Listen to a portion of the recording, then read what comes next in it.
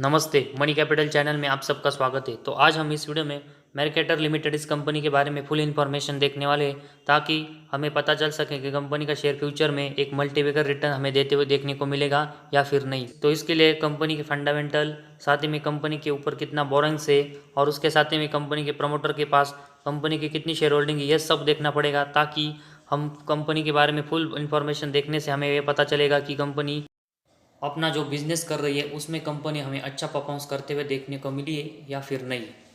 तो इसके बाद हम डिसाइड कर सकते हैं कि हमें इस कंपनी में इन्वेस्टमेंट करनी है या फिर नहीं।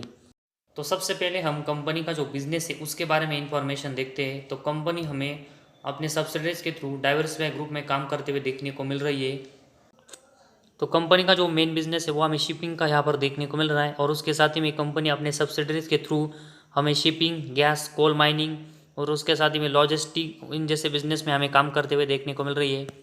तो कंपनी का जो बिजनेस है वो हमने देख लिया। इसके बाद कंपनी अपने बिजनेस में किस तरह का परफॉर्मेंस हमें इस क्वार्टर फोर में करते हुए देखने को मिली है, उसके बारे में हम इंफॉर्मेशन देखते हैं। तो सबसे पहले हम मार्च 22 में कंपनी का जो नेट प्रॉफिट है उसके बारे में देखेंगे। तो ये हमें -84 लाख का कंपनी का लॉस क्वार्टर फोर में देखने को मिला है, जो कि क्वार्टर थ्री में कंपनी का लॉस हमें -4.17 करोड़ का देखने को मिला था।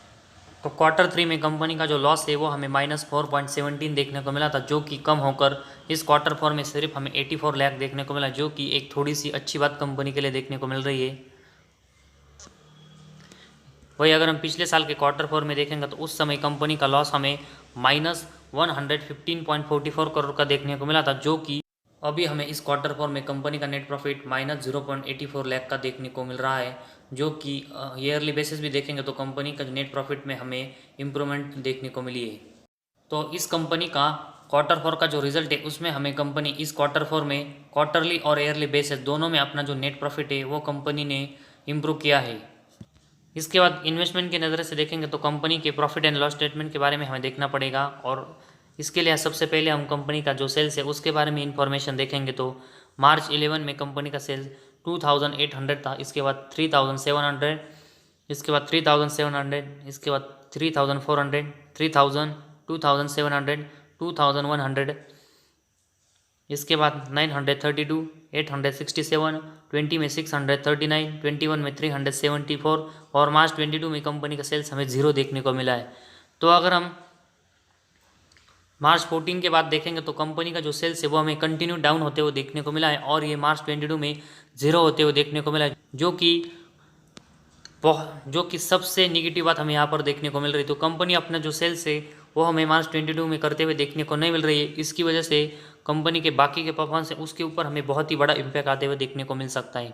तो कंपनी का जो सेल्स है वो हमें एक्सपेंस के कंपेरेटिवली मार्च 18 तक ज़्यादा देखने को मिला था, और उसी वजह से ऑपरेटिंग प्रॉफिट कंपनी का कंटिन्यूस हमें मार्च 11 से लेकर मार्च 18 तक ऑपरेटिंग प्रॉफिट प्लस में देखने को मिला था। लेकिन मार्च 19 से जैसे हमें कंपनी के एक्सपेंस कंपनी के सेल्स के कंपेरेटिवली बढ़ते हुए देखने को मिले, उसके बाद कंपनी का ऑपरेटिंग प्रॉफिट भी हमें तेज़ी से कम होते हुए देखने को मिला है। तो कंपनी का ऑपरेटिंग प्रॉफिट हमें जो 4 साल में कम होते हुए देखने को मिला है और माइनस में जाते हुए देखने को मिला है, जो कि इन्वेस्टमेंट की नज़र से एक निगेटिव बात हमें देखने को मिल रही है।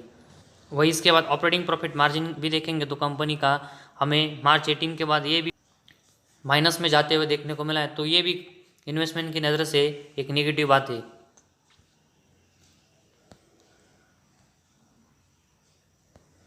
इसके बाद कंपनी का नेट प्रॉफिट देखेंगे तो मार्च 11 में 94 करोड़ का हमें देखने को मिला था, इसके बाद 21, इसके बाद कंपनी का जो नेट प्रॉफिट है -372, इसके बाद 32, और इसके बाद अगर हम देखेंगे तो कंपनी हमें मैक्सिमम टाइम लॉस करते हुए देखने को मिल रही है, और ये लॉस हमें मार्च 22 में -20 देखने को मिल रहा है।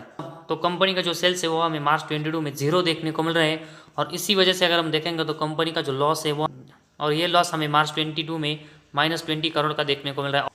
तो इससे भी पहले अगर हम देखेंगे तो कंपनी कंटिन्यूस हमें लॉस में देखने को मिल रही है। तो जिस तरह हमें कंपनी का सेल्स कंटिन्यूस डाउन होते हुए देखने को मिल रहा है, उसकी वजह से कंपनी का ऑपरेटिंग प्रॉफिट मार्जिन और कंपनी का नेट प्रॉफिट है वो हमें लॉस में जाते हुए देखने को मिला है। तो इन्वेस्टमेंट की नज़र से हमें बहुत ही निगेटिव बात कंपनी के लिए यहाँ पर देखने को मिली है। इसके बाद कंपनी की जो बैलेंस शीट का सेक्शन है उसके बारे में अगर हम इंफॉर्मेशन देखेंगे तो मार्च 22 में कंपनी के जो रिजर्व है वो हमें -1438 करोड़ के देखने को मिले हैं, जो कि हमें कंटिन्यूस लॉस में जाते हुए देखने को मिल रही है। इसके बाद कंपनी के जो बोरोइंग्स है वो हमें मार्च 22 में 685 करोड़ के देखने को मिले। तो मार्च 21 के कंपेरेटिवली देखेंगे तो कंपनी अपने बोरोइंग्स है वो हमें बहुत ही कम करते हुए देखने को मिली, जो कि एक पॉजिटिव पॉइंट है। लेकिन कंपनी का जब तक हमें रिजर्व प्लस में आते हुए देखने को नहीं मिलता और साथ ही में कंपनी के जो बोरोइंग्स है वो कंटिन्यूस कंपनी कम करते हुए देखने को नहीं मिलती, तब तक हमें कंपनी एक अच्छी परफॉर्मेंस करते हुए देखने को नहीं मिलेगी। और इसके लिए कंपनी को अपने सेल्स की ग्रोथ है वो भी करनी पड़ेगी। सिर्फ कंपनी डेट फ्री होने से कुछ नहीं होगा, क्योंकि कंपनी को एक मल्टीबैगर बनना है तो कंपनी को सबसे पहले अपनी जो सेल्स है वो करने पड़ेंगे, तभी हमें कंपनी नेट प्रॉफिटेबल होते हुए देखने को मिलेगी।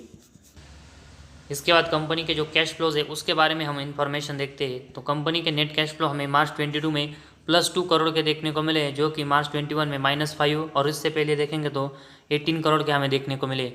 तो कंपनी के जो नेट कैश फ्लो है वो हमें कंटिन्यूस एक साल प्लस में और उसके अगले साल फिर से माइनस में जाते हुए देखने को मिले। तो कंपनी को सबसे पहले इसको स्टेबल करके प्लस में रखना पड़ेगा, तभी हमें कंपनी अच्छे परफॉर्मेंस करते हुए देखने को मिलेगी।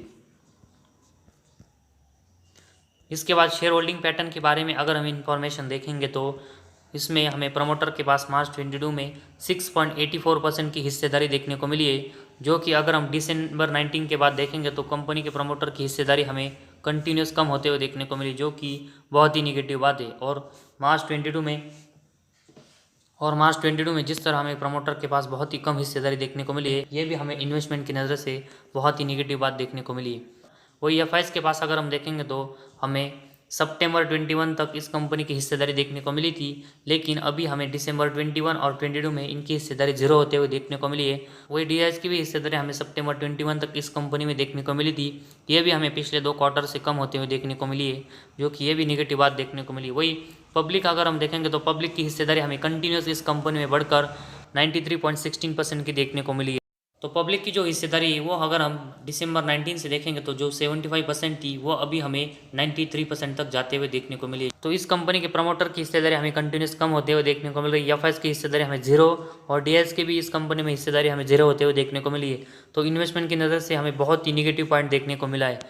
तो इस कंपनी के क्वार्टरली बेसिस हमें थोड़े परफॉर्मेंस इंप्रूव होते हुए देखने को मिल रहे हैं। साथ ही में कंपनी अपने बोरोइंग्स हमें कम करते हुए देखने को मिली है, लेकिन कंपनी का जो सेल्स है वो हमें मार्च 22 में 0 होते हुए देखने को मिला, जो कि कंपनी के बिजनेस के लिए सबसे बड़ी निगेटिव बात है। वही कंपनी का नेट प्रॉफिट भी हमें मार्च 22 में माइनस में देखने को मिला है। वही रिजर्व कंपनी के 1000 करोड़ के माइनस में देखने को मिले। इसके साथ प्रमोटर एफआईएस और डीआईएस की जो हिस्सेदारी वो हमें इस कंपनी में कंटिन्यूस कम होते हुए देखने को मिली है। तो ऐसे में हमें इस कंपनी में जो इन्वेस्टमेंट है उसको अभी अवॉइड ही करना चाहिए। लेकिन अगर हमें कंपनी आने वाले दिनों में अपना जो सेल्स 0 है वो इंप्रूव करते हुए देखने को मिलती है, साथ ही में कंपनी का बोरोइंग्स और क्वार्टरली परफॉर्मेंस कंटिन्यू इंप्रूव करके हमें नेट प्रॉफिटेबल होते हुए देखने को मिलती है, तभी हम इस कंपनी में यहाँ पर इन्वेस्टमेंट के बारे में सोचेंगे।